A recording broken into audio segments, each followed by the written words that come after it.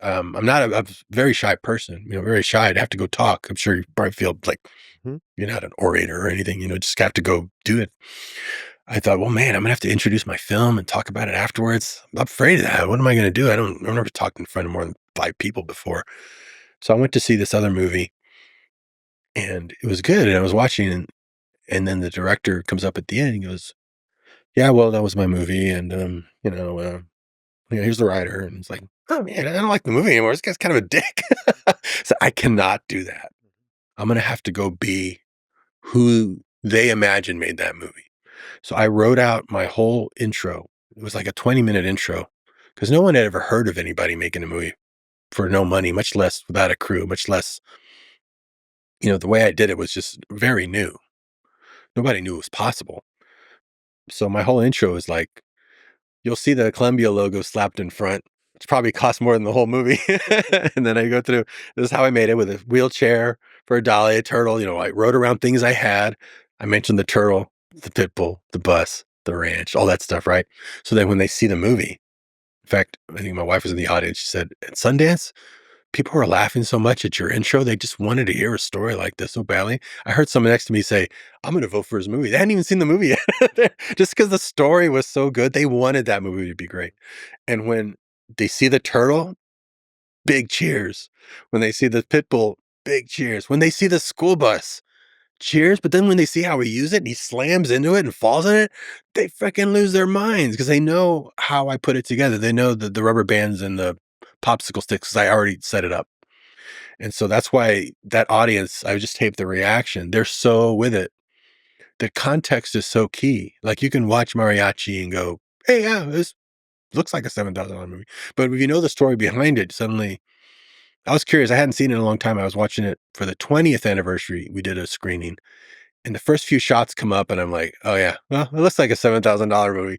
And then it keeps going. And it's once we're in the jail cell and the shooting's happening. And I realized, oh my God, we had these blanks that only fired one shot and it would jam. So I had to show it going, use the sound effect, cut to the other guy, cut back, have another one go. I had to do these editing tricks to make it look like, and then repeat a few frames so it goes, so it looks like a machine gun.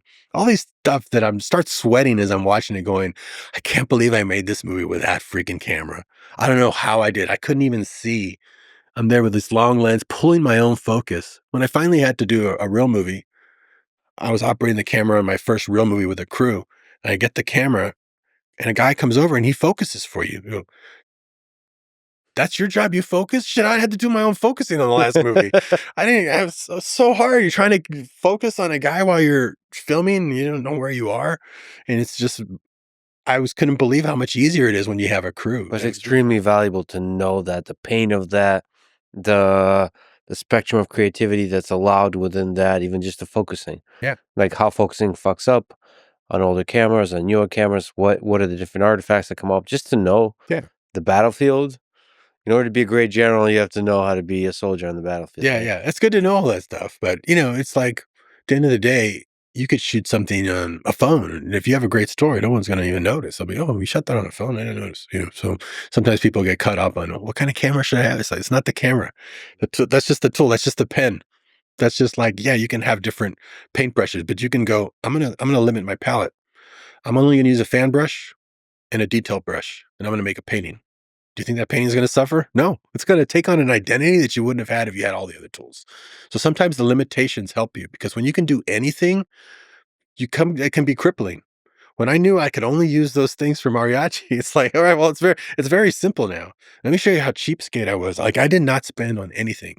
So when you see him walking around with a guitar case, it's a shitty cardboard one, like I got from home. I had to get a heavier one to put the guns in.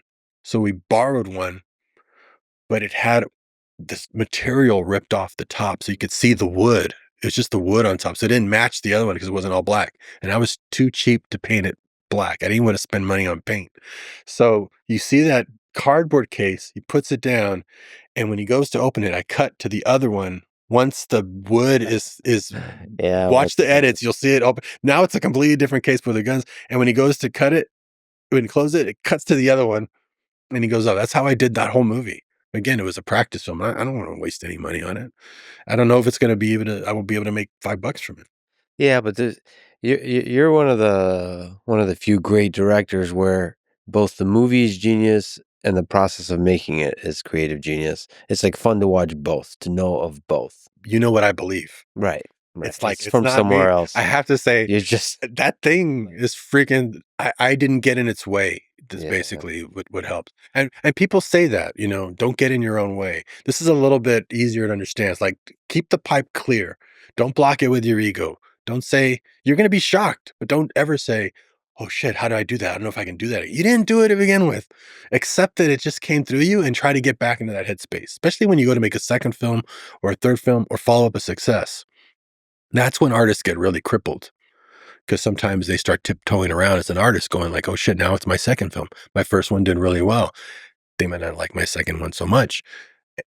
That's not the headspace you were in when you made the first one. You weren't hesitant like that. You were just so try to keep that very naive, and that's why I say commit to a body of work, because I know a lot of filmmakers get stuck on their second one and then go further because they get crippled by the success of the first one, and they start asking, "Oh shit, how did I do that? How can I do that again?" And you get deeper and deeper in a hole you can't get out of.